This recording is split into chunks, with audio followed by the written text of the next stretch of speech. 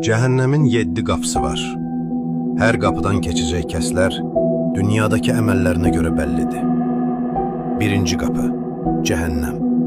Bura günah işlətmiş möminlərin müvəqqəti cəza yeridir. İkinci qapı, ləza. Haqqı təkzib edənlər və xəsislik edib mal-dövlət yığanlar bura daxil olar. Üçüncü qapı, hütəmə. İnsanların qeybətini qıranlar və təkəbbürlü sərvət sahiblərinin parçalanacağı yerdir. Dördüncü qapı, səyir. Şeytana tabi olanların və yetim malını haqsız yerə yiyənlərin mənzilidir. Beşinci qapı, səqər. Namaz qılmayanların və axirət gününü yalan hesab edənlərin şiddətli ateşidir. Altıncı qapı, cahim. Allahın ayələrinə qarşı çıxan kafir və müşriklər üçün hazırlanmışdı. Yeddinci və sonuncu qapı, haviyə. Ən dibdəki bu uçurum, 200'lü münafiqlərin yeridir.